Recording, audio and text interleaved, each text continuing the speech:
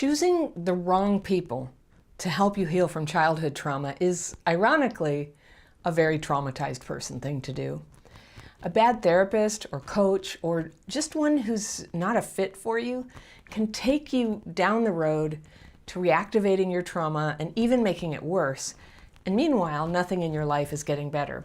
You've maybe been through this, where you show up every week and you work really hard, but you're wondering the whole time, like, why do I still feel sad and stuck? Why is nothing getting better?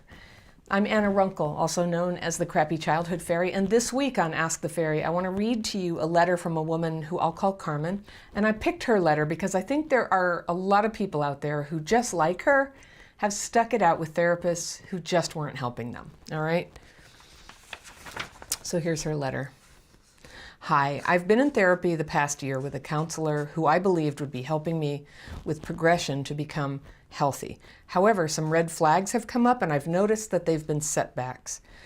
Some comments that she made have included saying I would miss her until the next session, or complimenting me on my dress and saying that I wore it for her. Now she's invited me to a session of going running while doing EMDR, 4 question marks. She's usually friendly, but she seemed disturbed on our last visit, and I asked if everything was okay. And it's understandable that she wouldn't want to spill her personal issues on me as a client. But she seemed mentally preoccupied, and as she talked to me, she peered out the window and was distant and not personable, which was how she'd always been before. I felt like all the times my mom was upset with me when I was 7 years old, and I didn't know why. Afraid, not accepted, confused, and my trust was shaken.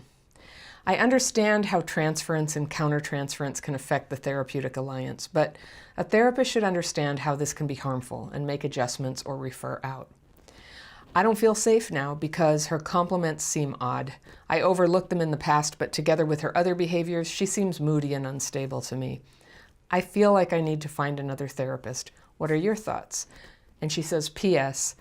I'm going to grad school to become a therapist and work in behavioral health. I would never behave the way she does because I understand ethical boundaries and I want to be psychologically fit before I become a professional helper. Please help. All right, thank you, Carmen. This is a great letter and a great opportunity for us to talk about crap fit.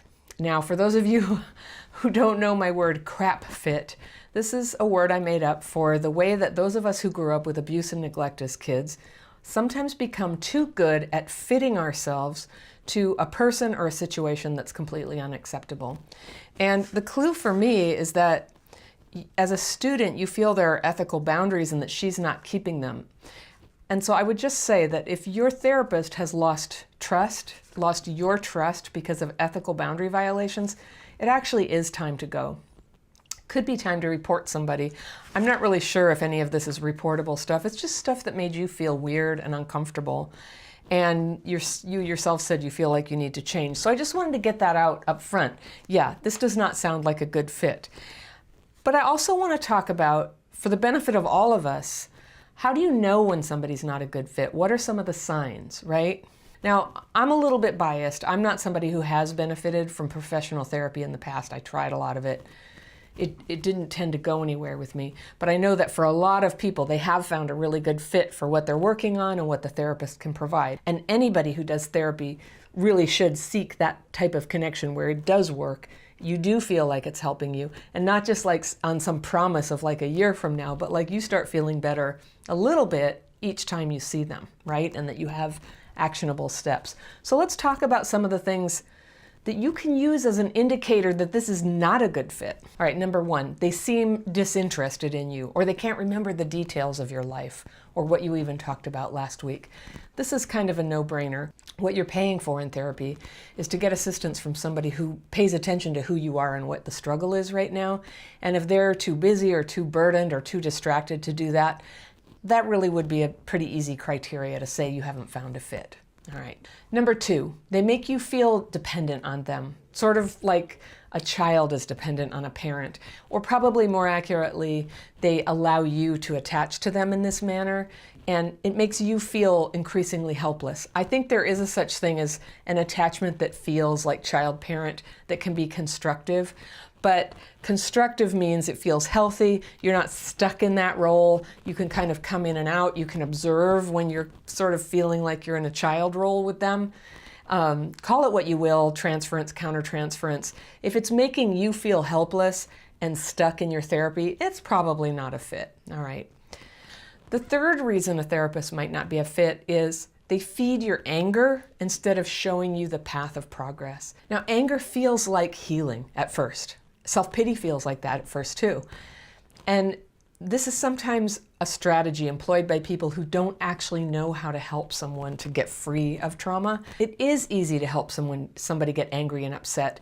And I think sometimes you can over-romanticize those states of emotion as so therapeutic. But just being angry, just expressing a bunch of anger does not have a very good track record of helping people get all the way healed. It can be a way to get up from depression. You know, you have depression down here, up here is anger, right? Maybe depression, self-pity, anger. And that anger, it feels very powerful. It feels like a lot is happening. And it might be important to get in touch. But to really heal, you have to go up from there. And not everybody knows how to help somebody actually get free. A lot of people know how to help you get angry. Hardly anybody knows how to help you get free. So hold out for that. Hold out for people who can actually help you process and integrate that and get free of it so that you can move on and not be angry anymore and start to be more fulfilled in pursuing the things that you want to do in your life. That really needs to be the goal. Number 4 is they try to convince you that the reason when you feel worse and worse instead of better after a whole series of visits is because they say it's going to take a really long time to feel better. All right, a lot of people will say that. And it's true that there's a such thing as long-term healing, but actually for any kind of therapy or treatment to be sustainable, it needs to give you a bit of relief like every time you do it. It needs to feel good. It needs to feel like there's hope and progress from the work that you're doing. If you're doing something and it's just upsetting you and tearing you down, it's probably not a good fit, no matter what they say about it. So look for a therapist who actually has both long-term strategies and short-term tactics to help you stay strong, keep your chin up, keep functioning in your life while you go through the therapy process. Number 5 is they push ideas about how healing works that simply feel wrong to you. Now, different people have different ideas about how that is. You need to remain sovereign to your healing so that you can decide, you know what, when somebody's trying to help you and you're sitting there and you're like, this doesn't feel right, I don't feel good about this feels stupid, unsafe, like a bad idea, manipulative. If you're feeling that, even if they're actually perfectly good therapists, it may not be a fit. It's so important that you have trust right there, all right? Number 6. They get up into your sad story like it's so interesting, all right? Like it's like your past with all the trauma in it is fascinating, and you get the sense that they're feeding off of your story and suffering. Like, well, it's something that I call, forgive me, it's vulgar, but I call it trauma porn, you know, and then this happened, and you wouldn't believe what my parents did then, and then blah, blah, blah. So when you feel encouraged and rewarded, when you find yet more and more awful stories of the past, just so that you can get attention or feel like you are getting to something substantial in the session, it's not a good path. Not all healing depends on getting into terrible stories. The terrible stories, there's a time and a place when they need to be told, but the healing part that follows that is about the good stories, about the positive vision of where you're going, about what is going to work for you to calm your symptoms and make progress from day to day, all right? Number 7, a red flag is, as a result of the direction that you're going with a given therapy, more than one of your friends express the fact that they're worried about you, all right? Has this ever happened to you? And you find yourself hiding what you're actually doing. Now, occasionally people get mixed up with cults, very negative or exploitative individuals. And what that would look like is when you talk about what you're doing, first people would say, oh, that sounds great. But as they hear more details about what you're doing, they express concern. Now, I know that some friends and family members it's one of the ways of sabotaging other people, that they just express concern about everything. I call it care shaming. So you need discernment about this. But when you've gotten mixed up in something that's negative or unhealthy for you, that is one of the signs, is that people will tell you that they're concerned, and you will find yourself wanting to not mention it or even lie about what you're actually doing because you're afraid of their judgment. That is a red flag to look at. All right. Another thing is, when you feel like your therapist is labeling or misdiagnosing you, that is something to take seriously. There is such a thing as misdiagnosis. And while there is also such a thing as somebody who's in denial about their condition, if you're going to be sovereign over your own healing, it's time for you to do your own research and try to look accurately, like, what is this label or diagnosis they're laying on me? Why or why not? You can ask questions about that. Why do you say that? What criteria do you have for that? Get a second opinion if you don't trust it. Something to keep in mind about diagnosis is that large-scale studies have shown that the way that professionals diagnose mental health problems is so uneven. Different people will diagnose differently, and when it gets to the point when they then recommend treatment, then it's so different as to almost be meaningless. And so there's great value to be gotten from working with professionals, but you've got to keep your thinking cap. You've got to stay senior to the whole situation so that you can determine if you think that someone is going down a bad road with you. Somebody just asked me about this the other day. They were working with a therapist who insisted they had dissociative identity disorder, and they said, I don't, and the person who contacted me said, I don't think so. You know, I certainly don't have any sense of there being like alters, they call them alters, like alter egos, alter personalities. I don't have that. And the therapist promised they would show up soon. Okay, big red flag if somebody's sort of like speculating based on no evidence at all. So that would be something to either simply get out or get a second opinion if you need help around that. Another thing to watch out for is if it's all talk and they don't seem to have any knowledge or advice on what to actually do. And that's not all that uncommon. When you need help solving life's problems, it's part talk and very much action. And so look for people who have proposed actions to suggest to you. Finally, the overarching criteria for deciding if a therapist is a fit for you is just to ask yourself, do you feel they get you? Now, you know what it's like with people in your life. Many people don't get you at all. Some only kind of get you. And maybe 1 or 2, 3 people like really, really get you. So a therapist who's pretty close on the getting you scale is going to be the best one for you. If you're going there every week and you're just feeling like, oh, they don't get it, they don't understand, they're projecting on me, they're labeling me, they're misdiagnosing, yeah, it's time to move on. Don't give up on your healing, but keep looking for somebody who's right for you. And that's the thing about CPTSD. We just turn around and blame ourselves for things. But listen to yourself on this one. It's so important that you feel understood, heard, and safe with a therapist. So those are some tips you can use. Therapists are miracle workers sometimes, and it's easy when you undergo a remarkable healing to put your therapist up on a pedestal and fall into belief that they healed you and that you depend on them to stay healed. But you know what? When a therapist lets you down or even betrays you, you don't want to have your whole healed identity totally attached to that one person. When you heal, it's so important to take credit for your healing, to own it, so that no matter what anyone else does, they can't take your healing with them. It's important to remember that therapists are human and they sometimes make mistakes. They're vulnerable to the same pressures as anyone, and although their license means that they're expected to adhere to a really high ethical standard, it's always possible, it's rare, but it's possible that a therapist will outright abuse a client's trust. Now, I got a letter last week from a woman I'll call Susan, and she says, my sister had an affair with my ex-therapist, and it is affecting my marriage, and I'm not sure why. All right, this is what Susan says. I saw a therapist for 5.5 years. He treated me for intimate trauma and other types of childhood trauma. I think that's referring to sexual abuse. I made a ton of progress with him and was able to get married and help create a healthy marriage dynamic with a stable, loving man. Yay.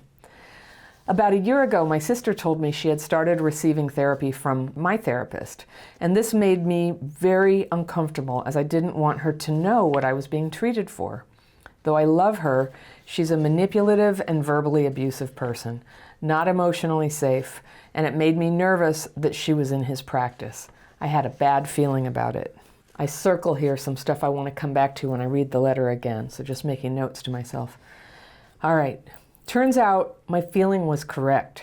They ended up having an emotional affair followed by a physical affair. It lasted a few months. She told me, and I totally dissociated. The volume of the cry that came out of me when she told me surprised me. It sounded like a small child crying, not like me. She wanted to process everything about the affair with me. When I let her, it would just send me into a tailspin. A couple days after talking with her about it, I would dissociate, cry, pick wild fights with my husband, threaten divorce, you name it. As soon as I was told of the affair, I never scheduled another appointment with my therapist. I'm sad to say that my sister divorced her husband after the affair, despite the fact that the therapist had blocked her on every front and told her he could never see her again. She's uprooted herself and her kids from a beautiful home and an emotionally and financially stable situation. It is so strange to watch her reenact the trauma we went through together as children.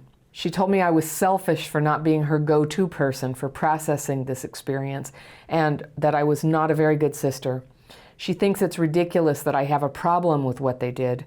She has berated me for asking her repeatedly not to talk about the affair or the therapist around me, and says I have major issues if it's that much of a trigger. I have only recently seen the depths of emotional abuse she dishes out to me and others. I'm angry with her, but at the same time I miss her. I'm grieving. Her husband is wonderful. He isn't perfect, but is probably the most emotionally stable person I've ever met. She said she doesn't emotionally connect with him and never has. But she did with her married therapist who talked bad about his wife and then discarded my sister after his needs were met. She never said a bad word about her husband before the affair, but now she has launched a smear campaign against him. He's a good person who doesn't deserve this. I don't mean to make this about me, but this has been heart-wrenching for me. My therapist was the first man I ever trusted. I told him everything that had ever happened to me. I know he was my therapist and not my friend, but I feel betrayed by them both. I wish my sister had had the sense to not see the same therapist as me. I wish he had had the sense not to counsel her. My question is, why is this affecting how I interact with my husband? It never fails that after I break my own boundary and talk with my sister, she brings up her love for this man. I have asked her dozens of times to not mention him to me. She refuses. She's committed to dishonoring my conversational boundaries. I feel re-traumatized after talking with her and go into fight mode, sometimes telling my husband I need to leave him because I'm too messed up to be married or something. Both of us are confused as to why I have these reactions to her. It's like I can't fully separate myself from her. She told me what she was experiencing didn't feel real unless she could share it with me. That statement freaked me out. In the past, that would have flattered me, but at this point, it just pushed me further away. Sadly, I've blocked my sister on the phone and on social media because she can't not talk about the therapist she is having a fantasy relationship with and that she left her husband for. I hope to one day be able to be around her some and not get triggered when she talks about him. By the way, our mom, who I love and adore, has been married 4 times in my lifetime. No doubt this is playing into my feelings about all this. I love my husband dearly and I want to stay married. I want to stop threatening divorce as my go-to coping mechanism after getting triggered by this affair situation. I never ever wanted to hurt him, and I'm sorry that I sometimes do. I want to have better control over my words and not sabotage my relationship when I'm triggered. I'd like to understand more about why I'm acting how I'm acting under the circumstances. All right, Susan, thank you for this letter. I applaud your goals for this, of trying to stop taking this out on your husband.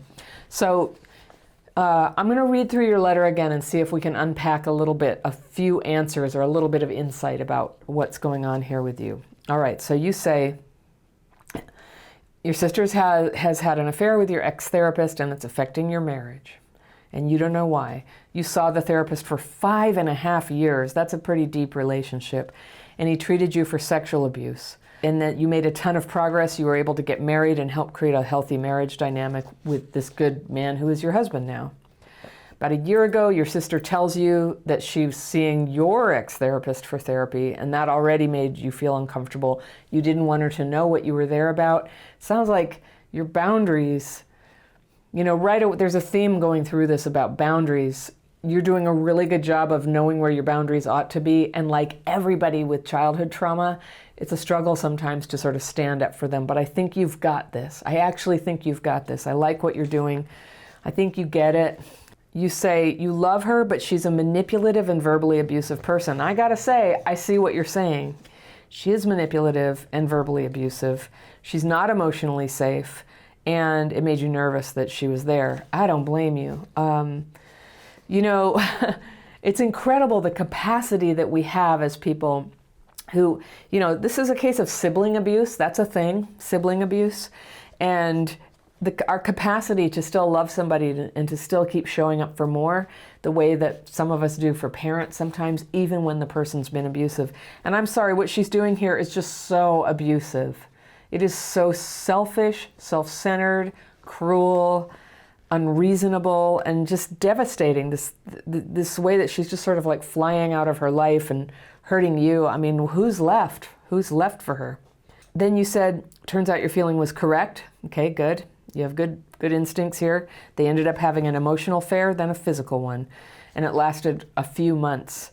All right, so I think but it's not really reflected in here. That is a grave breach of professional ethics for a therapist. Seeing your sister and having an affair with her and all her feelings of trying to tear you down and put you down, he had to have been hearing that. It's just, I started this out just pointing out, look, therapists are people. And so often I hear from people who are hurt because for much lesser things even. This is just pure breach of ethics. If you chose to, you could report him and he might lose his license for something like this. It's terrible behavior. It's like the cardinal rule of something a therapist must never do.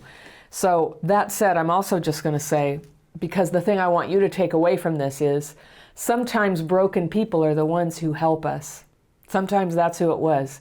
Some messed up person with poor boundaries who can't defend themselves, their wife, you, the client, or the client in your sister, who can't hold up any of that because of human weakness.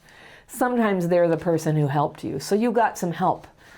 But I want you to remember that you're the one who healed.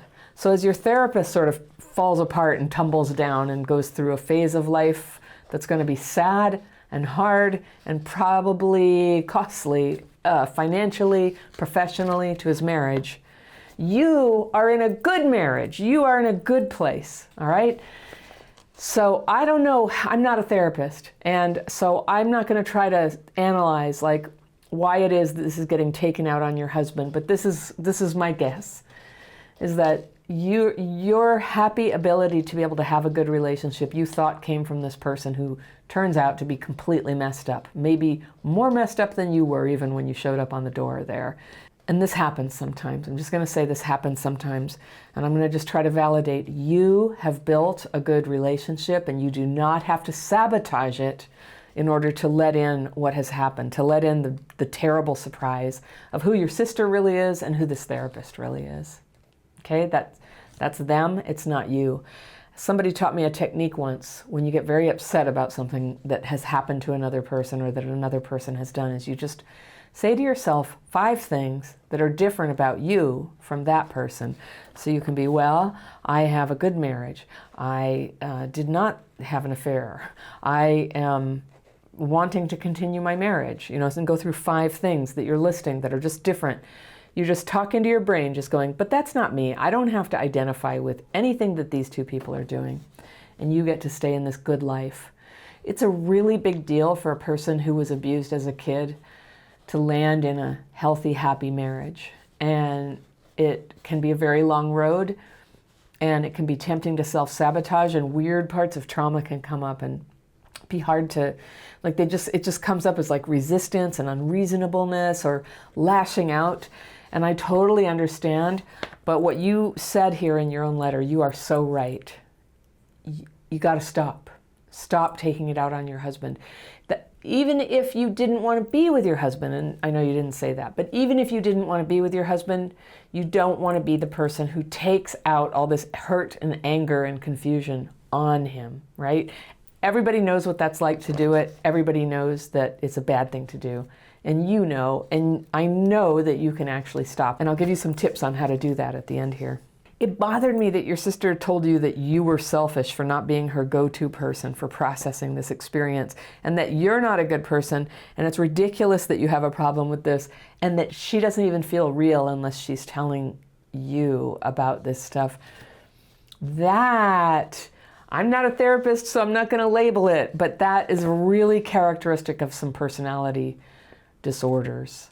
I think that's what you might be dealing with in this person. And I love that you love your sister despite all of it. That is so beautiful.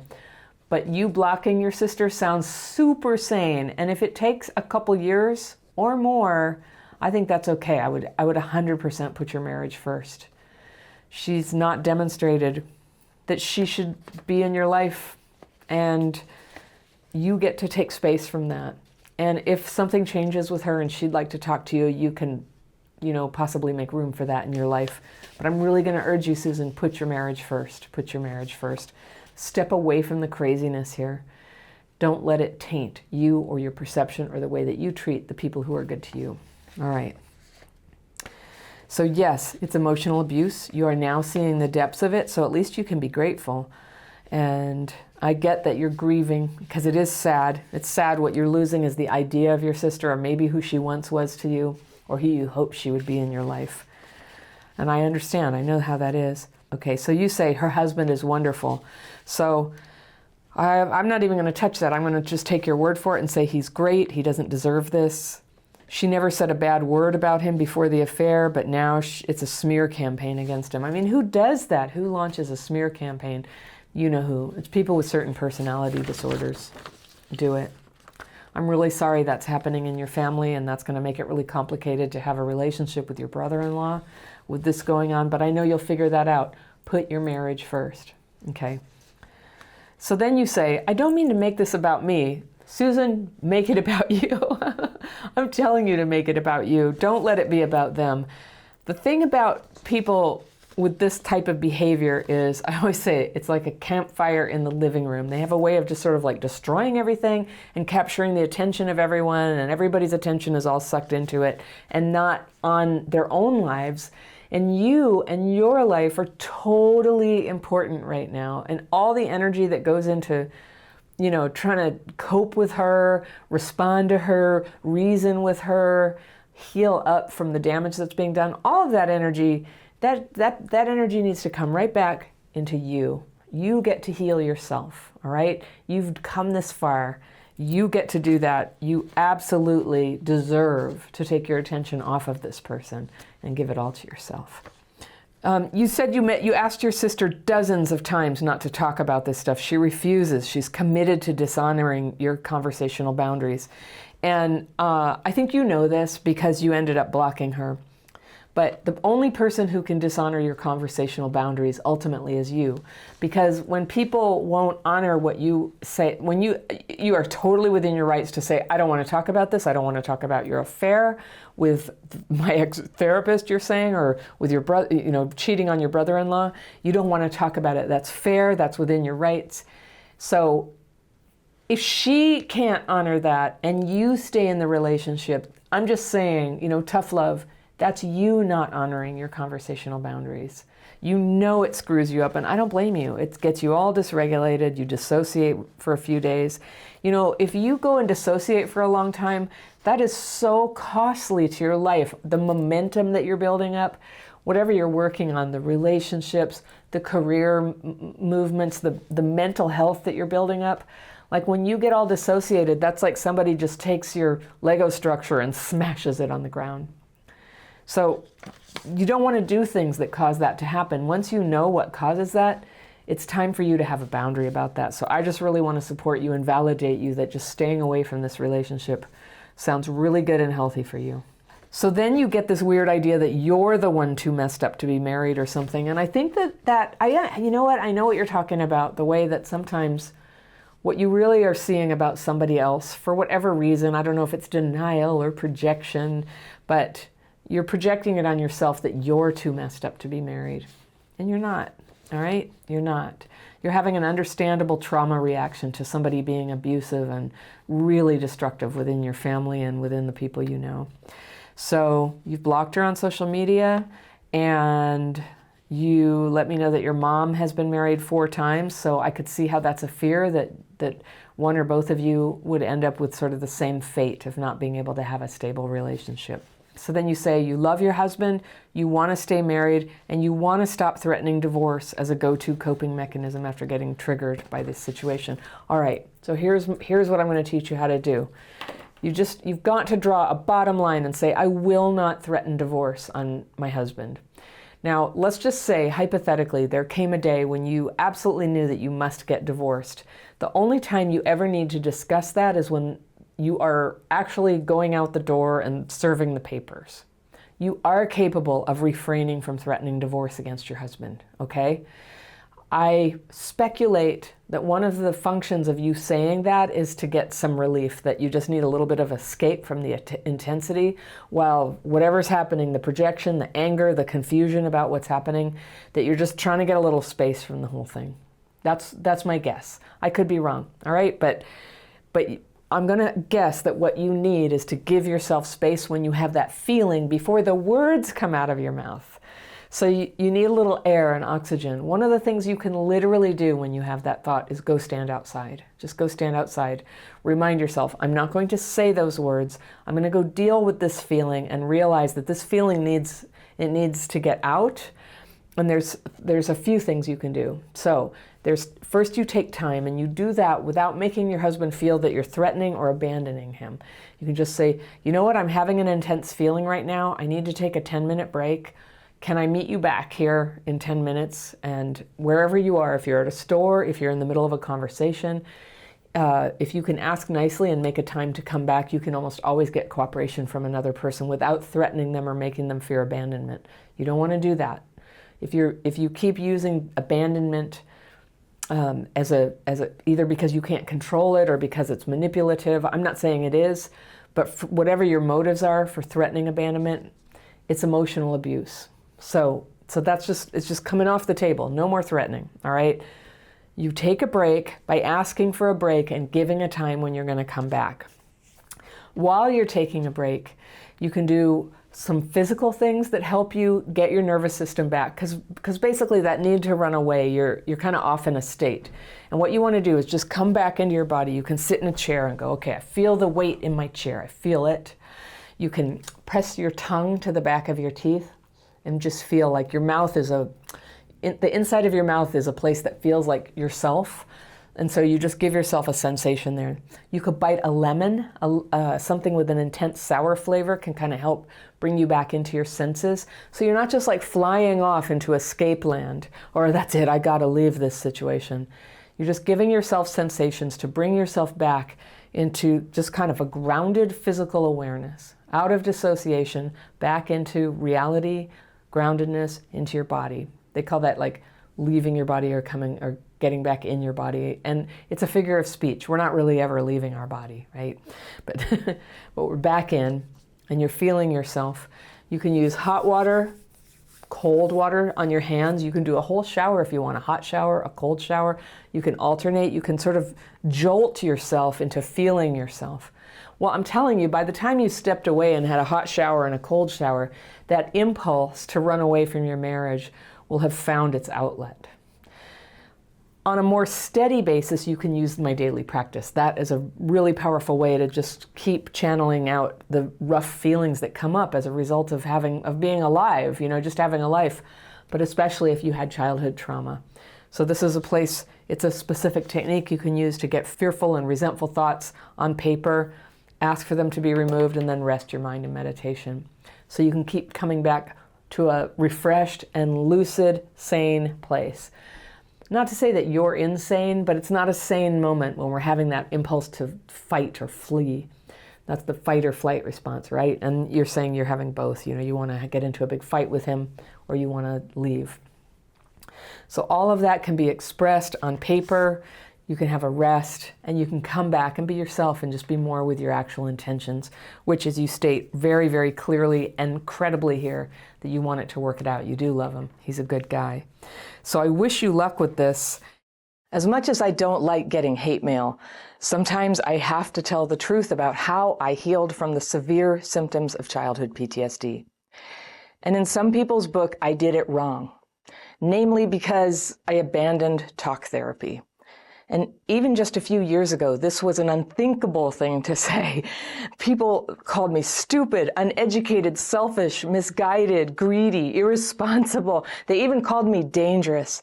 But since then, maybe accelerated by the pandemic and all the problems that made worse in people, huge numbers of medical and mental health professionals have come around to listen and learn from the conversation happening here at Crappy Childhood Fairy.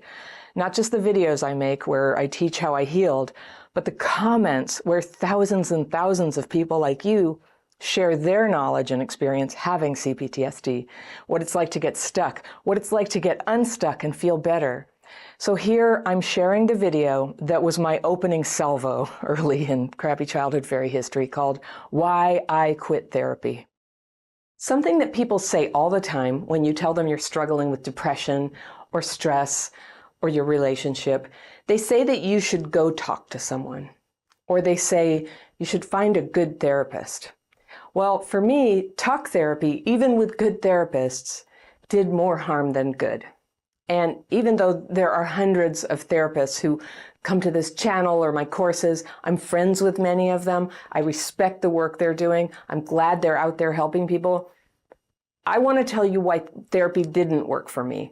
And I've mentioned this on the channel before, and I got some really angry comments from a few people, but I got about 20 times more appreciative comments because my experience is very similar to what a lot of people with past trauma go through when they try to do the normal thing that is recommended that you do.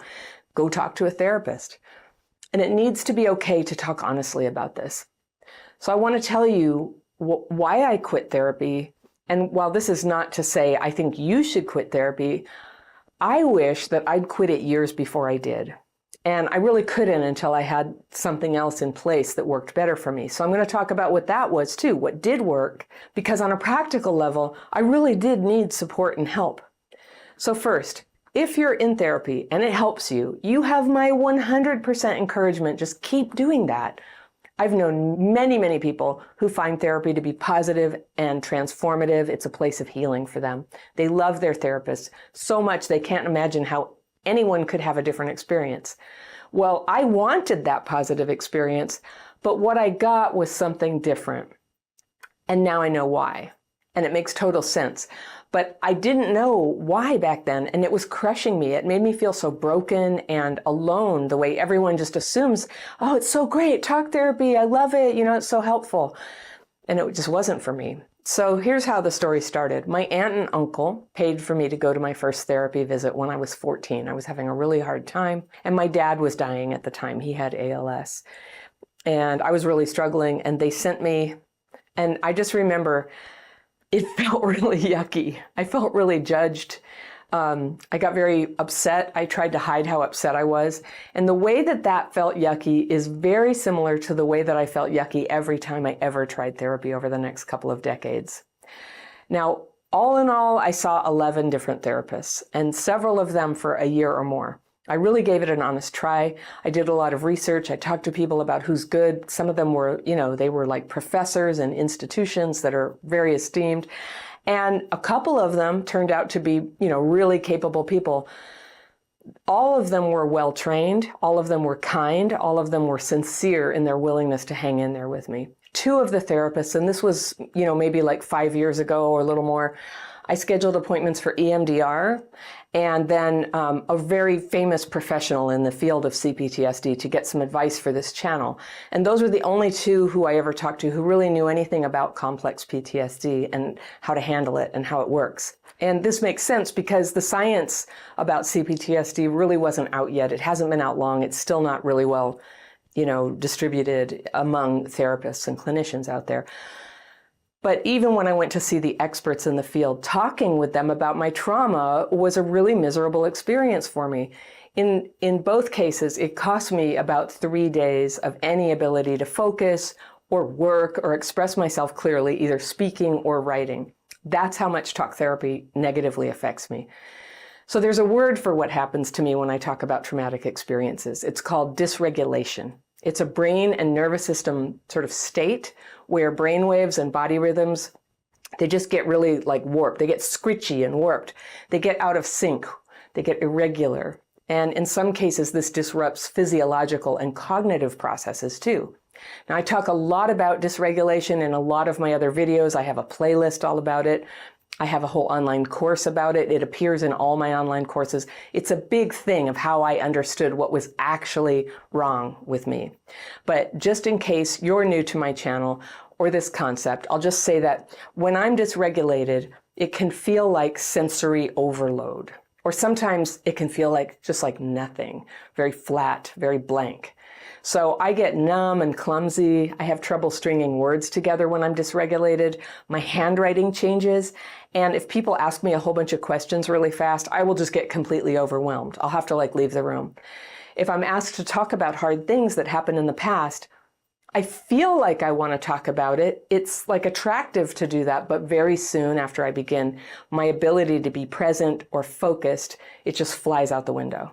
So I've often described it, being dysregulated, like wearing headphones with really loud, chaotic music just blasting in my ears.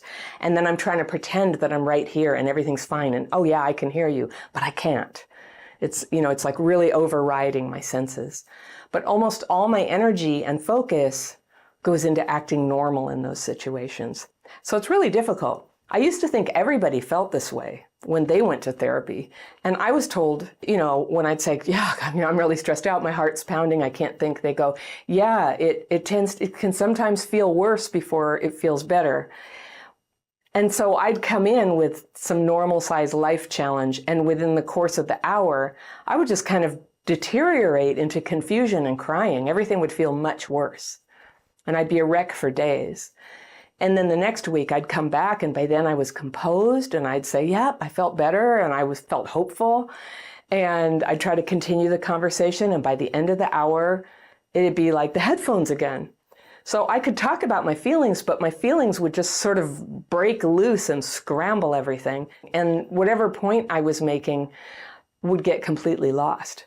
I'd feel more and more angry until it felt more like a rant than anything therapeutic. And I would secretly be feeling really defensive because every comment or question began to feel just like bombardment, like getting pecked by birds in the face. And it was too much. I was always treated kindly while this went on. And therapists accepted this reaction as me just, dealing with my stuff. But the life problems that had me seeking therapy, most of them were problems of my own making at that point. I did have a rough childhood, but by the time I was, in my 30s, I was kind of generating the problems. Well, we never got to the point where I got any substantial help with those problems, not even after a year or 2 years. And this is a slightly different reason why therapy didn't feel helpful to me. We definitely never looked really into my role in my problems. And I had some dramatic childhood trauma, and we'd talk on and on about that. But the people who did that were dead or not in my life. And in present time, I had problems of my own that were sabotaging my life and hurting other people. And it seemed like there was a big taboo on helping me face these problems, which did turn out to be the real cause of my distress. And the one part of the big mess of past trauma and current problems, where they intersect, they get you stuck there. Your underlying complex PTSD and then the problems you're creating, like if you can't break that up, it just goes on and you're a runaway train. Usually, I just find what people can fix first, it was certainly true for me, is the stuff that I'm doing right now. Owning my part in all of this was incredibly empowering and healing. But I noticed that therapists would discourage me from going there. I think they thought that I was beating myself up or victim blaming. And there was a lot of encouragement to talk about the wrongs that other people did to me, going on some premise that if I explored these stories enough, some transformation would come about. And I guess, my personal life problems would take care of themselves. But it didn't work that way. It was the opposite. I was drowning in these angry stories. There was nothing to learn from them anymore. Retelling them was totally dysregulating me. So one strategy I had, just to try to keep the conversation going towards something that would help me, is I started avoiding telling therapists just how badly I was feeling inside. And I felt like I couldn't afford to deal with all their feelings about that and all the way they would need me or the way I expected them to need me, to make me talk about that. So I was going to therapy talking about, this level of problem, which was like outside stuff, other people, when really I had this problem down here, feeling really bad about myself. And keep in mind, I would start with every one of these therapists telling the real story, where I really was, but it just always seemed like there was this sucking noise, this thing that always pulled the focus back to my mom, what happened. And solutions, they would be referenced like, they describe a happy state, but they couldn't tell me how to get there. And I started thinking they might not actually know how to be happy or how to get there from where I was. And I think in some cases that was true. So there was this one period where I was beginning to think seriously that I didn't want to live anymore. And I was not thinking straight. But at the time, I didn't trust that telling a therapist about my dark thoughts would do anything but make things worse for me emotionally. And it's not their fault that I was secretive like that. But in the end, considering what happened when I tried to open up, I just didn't feel safe to be honest with therapists. And that does kind of defeat the purpose. So the science of trauma and the signs that trauma is what's activated in a person, it just wasn't out there yet. I was a classic case. It was very obvious, but it wasn't known. So again, it's not their fault. But I wish those therapists had future vision so that they could see that, that talking about traumatic memories on and on like that was not helping me. It was destroying me. I needed another way. So I remember at the end of every session, it was always time to write a check. And no therapist ever seemed to notice how much I struggled to do this. One simple thing. You open the checkbook. This is like a thing of the past, but that's how it was then. You write their name, you write the date, you write the amount, you spell out the amount, you sign your name, you tear it out, and you give it to them. And my hands would be shaking. My handwriting was illegible. I'd get all discombobulated and get the wrong things on the wrong spaces. I'd have to tear up 3 or 4 checks before I could get one right. These are classic overt signs of dysregulation. So I didn't know what it was either, but they never said anything. I would feel embarrassed to just be such an idiot trying to do something so simple. And I was embarrassed to look like I didn't have it together. But now I just want to go back and hug myself and say, it's okay. When you feel this way after something that's supposed to help you and it's not helping you, it's okay to feel bad. I would feel so bad. I just go out in my car every week and cry and wonder, what is wrong with me? And it would sometimes be 45 minutes before I could pull myself together enough to drive. They didn't know. I didn't know. I had childhood PTSD. That's what it was. And just like so many people who have what I have, I was dysregulated. And maybe you have that too. And maybe you're hearing this for the first time. And this is a known thing. It's not just me now. This is real. And if you're identifying, I just hope that you feel the huge, warm wave of relief that I felt when I learned that that's why all this talk therapy never helped me. I did get help, yay. I got help and I recovered. I stumbled on what worked for me. And maybe, and I'd really like it if this were the case, I can save you all those years of stumbling so that you can find more quickly the kinds of professional help and self-help that work for you. So I'm going to tell you, just so you know what worked for me. And I teach this in my online courses if you want the full story and to be walked through it. But in a nutshell, I was able to process my trauma through techniques that didn't require telling stories. I'll tell you the smaller one first. There are 2, and then the really big one. The smaller, quicker solution that helped me was EMDR, eye movement desensitization and reprocessing. And that's a technique considered legitimate and effective for many people, not everybody. And it can help to change the triggered reaction that you get to traumatic memories. When I tried it, my practitioner didn't make me tell the stories. He said, think of the traumatic memory, what you saw, what happened. You thinking about it? Okay. And then we proceeded without me ever having to tell the details of that memory at all. And it worked. I mean, it worked like mad. It worked in one session. Did you know that? EMDR doesn't require you to talk about hard things at all. It can work anyway. Some practitioners will try to make you talk, but if you're like me, you might want to find one that doesn't make you describe it. You just can think of it. So that's cool. So the second thing, the big thing, is that I lucked into the writing technique that's part of the daily practice that I teach. It's a free online course. I talk about it all the time. I always put a link to it. It's on the free tools page of my website. The free tools page is linked in the description section. The daily practice course itself is linked in the description section. I try to make it really easy to find. And the woman who showed it to me, she told me, she said, write your fears and resentments on paper. And this is a very specific technique. And she said, then follow it with a simple restful meditation. She said, do this twice a day, morning and evening, and then periodically call her and read to her what I wrote. So I did. And that's a whole nother story. If you take the free course, I tell you the whole backstory on how I found this, what happened. Okay. So I could write about my trauma, no problem. And it turns out I could read what I wrote also with no problem. So I was able to share what was hurting me without having to just tell stories. And when I called her, she'd say, did you write today? And she'd make me just read, not tell her off the top of my head what was on my mind. Now, she didn't know about trauma then either. She was doing this for other reasons. We just knew that it was incredibly helpful. Now, there are many reasons why this was brilliant, but especially in my case, it saved me from talking about trauma. Reading to her once in a while and writing my fears and resentments several times a day always made me feel better, more composed, more regulated. Now, remember, I didn't have a name for dysregulation, and I didn't even know that I had CPTSD. I thought I was just a problem person. I thought I was just messed up.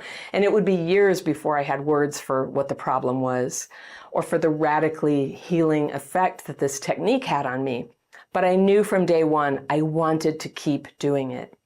So flash forward to the present. I'm still using these techniques and teaching them to other people. It's the foundation of what I'm doing on my YouTube channel and on my website and in my courses.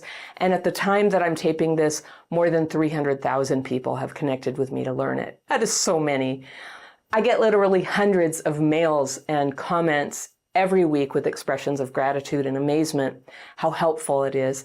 And I do free calls on Zoom twice a month for anybody who's taken the course, and we use the techniques, and I answer questions about how to make it work better. And now many of my students, they're teaching others. And like in the membership program that I have, we have peer-led daily practice calls like 3-4 times a day. It's incredible. So now they're teaching others and answering questions and spreading this wonderful daily practice all over the world. And I can hardly express how happy it makes me just to like witness another person have that like emergence from their trauma symptoms. I've seen it happen so many times. It is such a joy to witness.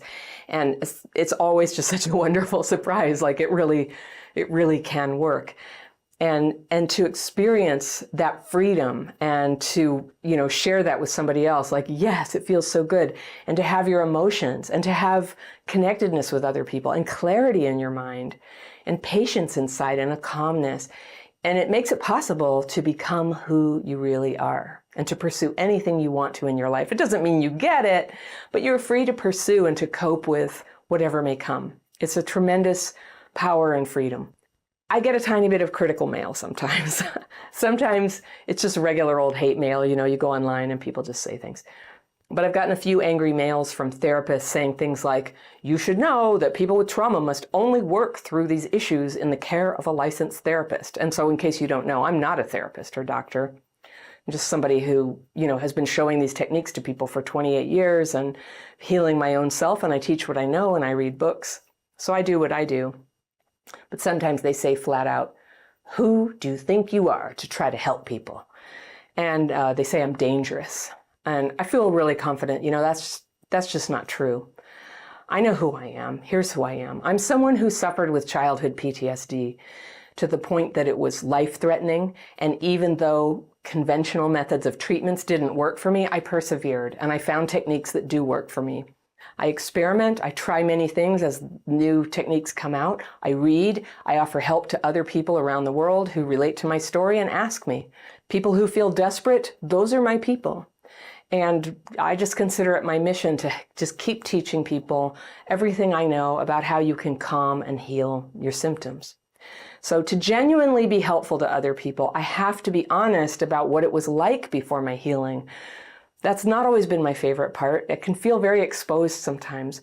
I talk about what it was like when I tried to heal and how healing ended up happening. And it's still happening. I'm not done. No one really ever is. And I talk about how I'm still imperfect now.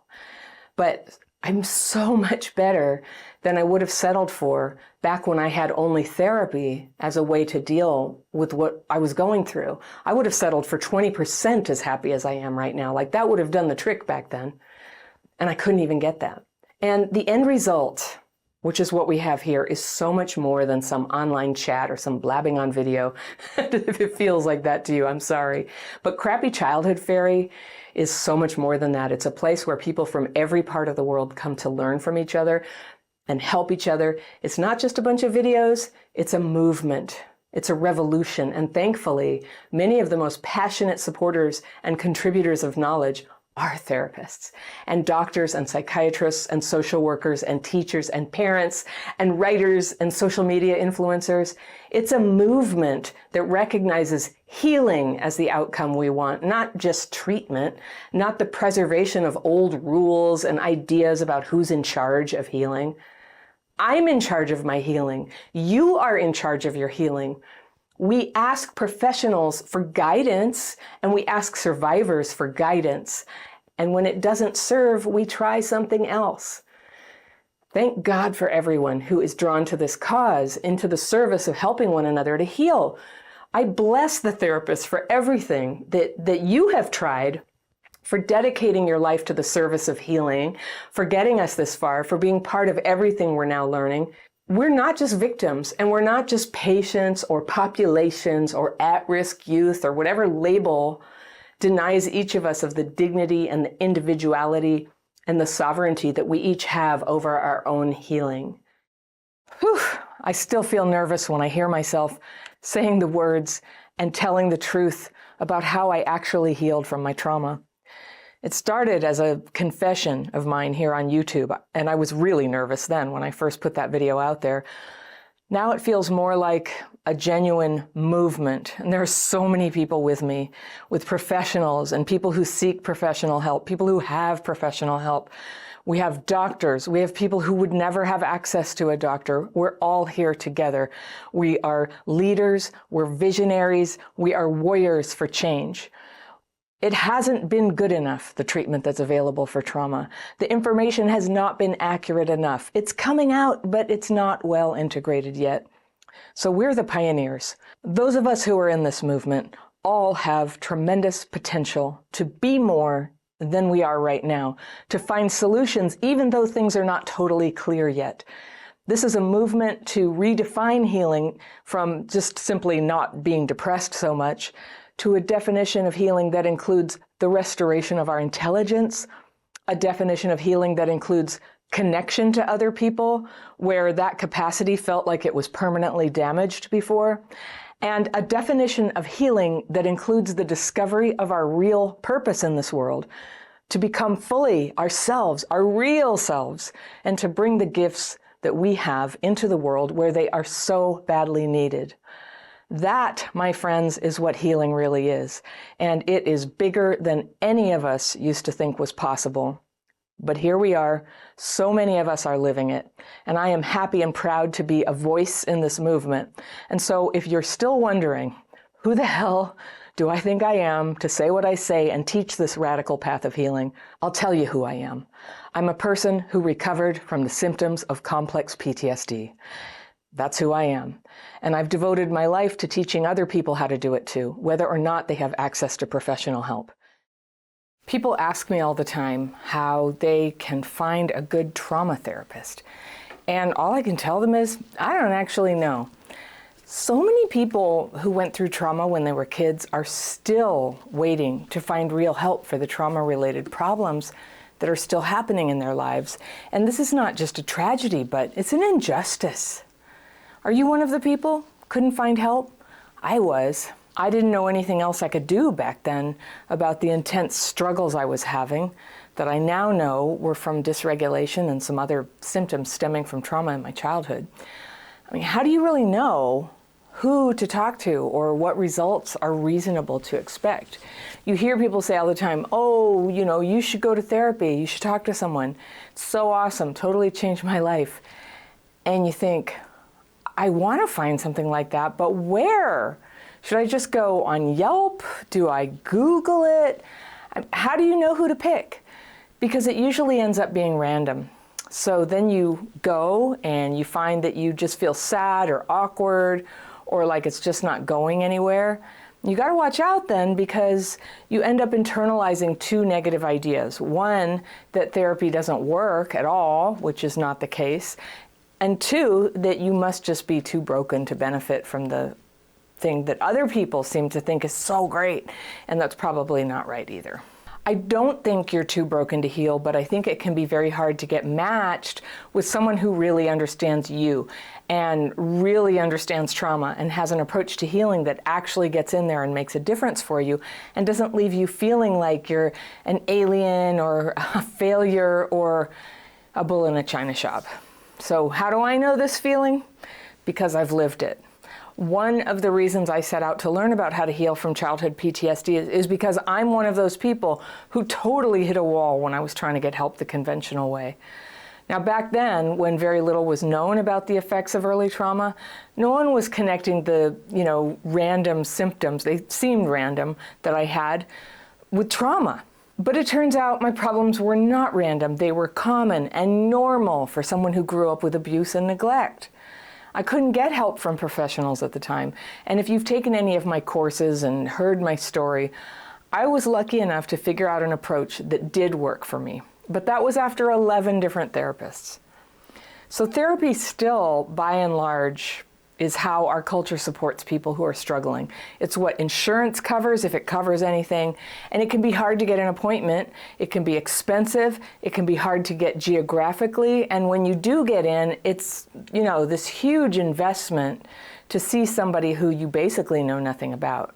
And the people who know how to help with CPTSD, they're out there, but the problem is, can they help you? And will you be able to tell this in an initial meeting? So in this video, I want to talk about the qualities that make a good therapist for people with CPTSD, and these are characteristics to look for and questions that you can ask when you're testing out the waters with a new therapist.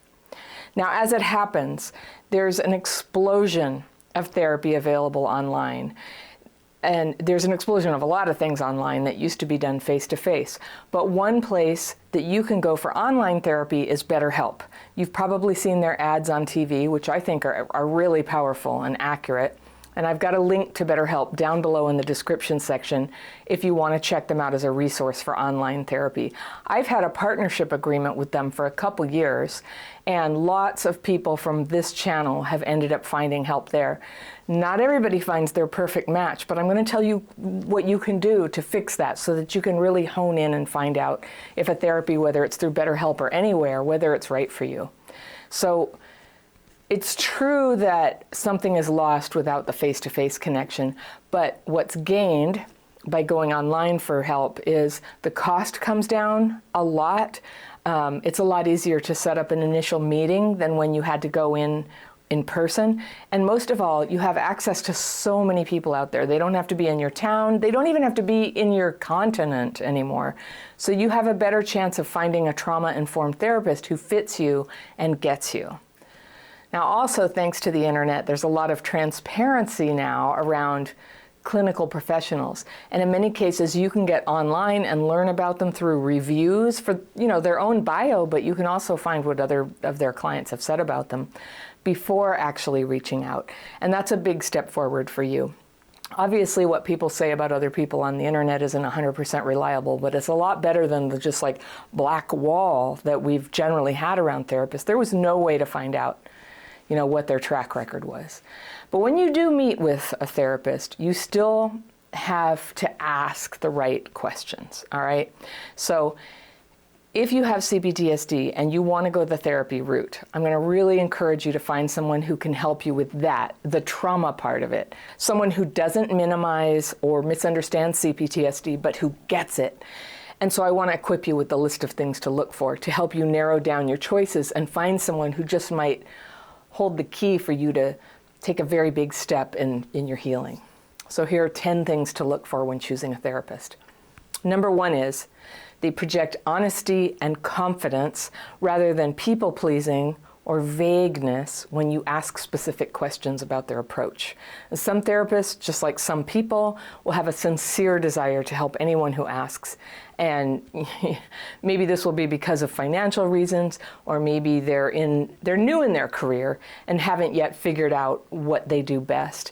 But the therapist you want isn't afraid to say, you know what, this part is my specialty, but this other thing you're asking about is not.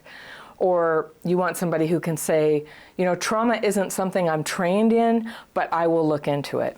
So someone willing to learn about a new thing is better than somebody who already thinks they know everything and then just sort of like throws it at you and it doesn't feel right. So when you do find a right person, they may very well know a whole lot of stuff, and you will that's how they will present themselves. I know a whole bunch about trauma, and you'll give it a try with them and it will feel like, yes, this is a fit. But if it's not, that's what I'm saying. There needs to be open-mindedness, and no matter what they've learned about trauma, your case is unique. Your case is you, and they need to be open-minded about what you're telling them. Now, there are very few checks and balances to keep therapists from making claims that they know everything already. And hardly anyone knows everything. Hardly anyone knows about trauma, really. It's a very emerging, it's a new thing. It's a new understanding that's coming out. And it's really changing everything. So not everybody has caught up. So watch out for that certainty about what trauma is and what you're supposed to do, unless they can be specific about what they mean and it fits what you're looking for. All right, the second thing to look for, you want them to be up to date on research outside their traditional therapy circles. Ask what their sources are for new information on trauma. If they mention ACEs, Bessel van der Kolk, Pete Walker, those are some sort of major, well-accepted resources for how to understand this. There's a lot of newer stuff, there's stuff outside of that, but just for example, if you read about trauma, you can look for people who have some sort of knowledge about the authors and the principles and the approaches to treatment that have resonated with you so far. You get to ask for that. So look for signs that they're paying attention to the thought leadership that's popular. Now, you may have certain modalities you want to ask about: tapping, somatic experiencing, nervous system healing. Whatever it is, ask. Get a feel if they know about the technique that's been helpful to you and what they have to say about it. It's fashionable these days to call everything trauma-informed. But remember, this means completely different things to different people. It's not clearly defined. It doesn't necessarily mean anything in terms of whether whatever they're offering is going to help you. And anyway, no matter how closely aligned with someone you are philosophically, the fact is the person who is going to have to step in and decide if this is a fit is you. So the third thing to learn about a prospective therapist is their knowledge from professional education, personal experience, or some of both.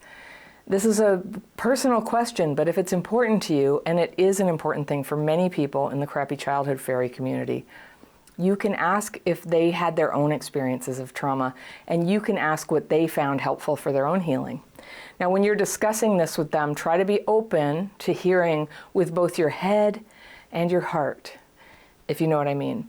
Get a feel for whether you agree with them intellectually, but also if you feel affinity with them. They don't have to be just like you, but a lot of us here, not everyone, but many of us feel extra comfortable with people who have experienced CPTSD and come out on the other side, all right? The fourth thing that you will want to ask is how long they think it will take until you start feeling better. Now, I know this isn't a fair question because no one knows the answer for any one person. But if all they have for you is platitudes about every person being different or healing is a long journey, they may not be the one for you. So you want to look for people who can address not just long-term healing, but the immediate need that everyone seeking therapy has to get some relief from symptoms. And I don't just mean from medication. There are many techniques for calming and self-soothing and self-regulating that, if you ask me, should always be part of treatment. Those are the things I teach, and I encourage you to find someone who understands this and supports it. The fifth thing is look for common sense in their approach. Do they suggest basic things known to help with trauma, like exercise and limiting alcohol and sugar and getting your sleep? Or is everything they suggest something a professional has to give you? Is it abstract? Is it intellectual? Adding in common sense strategies for self-healing is just plain smart. And you want someone who makes it part of their recommendations. The sixth thing to learn about them is, will they encourage you to focus on your role in the problems and how to solve them, or will they be more interested in the ways that other people have hurt you? There are plenty of people out there who want to talk about the hurts and therapists who are willing to listen. But my opinion is this needs to be kept as just part of any approach, not the whole thing. Without a focus on things that you can actually change, talking about the hurts is just a way to delay or avoid the hard work of facing the breadth of the problem. And this is what number 7 is about. Do they have ways of working with you that don't always require you to tell your trauma stories? This is really important because if you're like me, talking about your traumatic memories can be severely dysregulating to the point of ruining any potential benefit of therapy.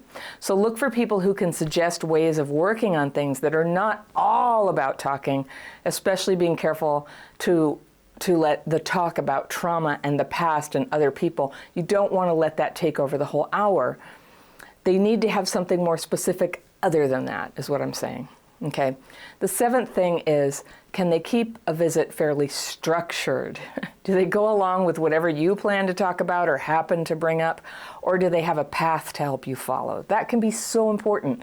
For dysregulated people, it's really helpful to, when your mind is just kind of like, oh, it's like traveling and tumbling like a waterfall through memories and associations, to have somebody say, okay, now we're going to do this, and help you, get something out of each session. Very good. Number 8, are they tuned in and knowledgeable enough to notice when you're dysregulated? And do they have techniques to pause and help you come back from that so that therapy can continue in a productive way? Right. Number 9, are they able to see you beyond any labels or diagnoses that you have in order to really see your unique interests, your strengths, your vulnerabilities?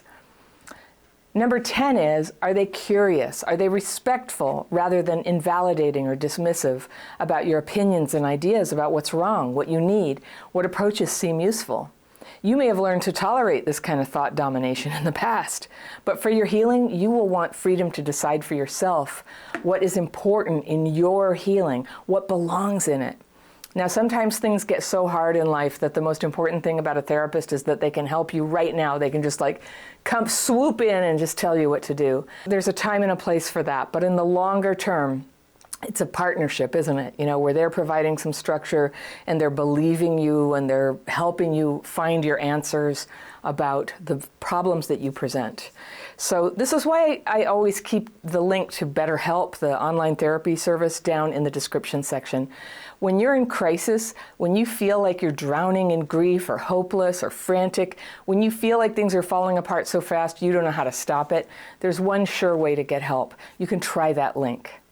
My team is here offering free tools, paid courses, coaching that you can access anytime too, for learning our approach to trauma healing and strengthening, your knowledge, your perception, to help you get free from old patterns and start rebuilding your life. We're good with that. But for a crisis, when you're, maybe in danger, we want you to have access to professionals. We want you to feel in charge of your healing. So you hear me say this a lot.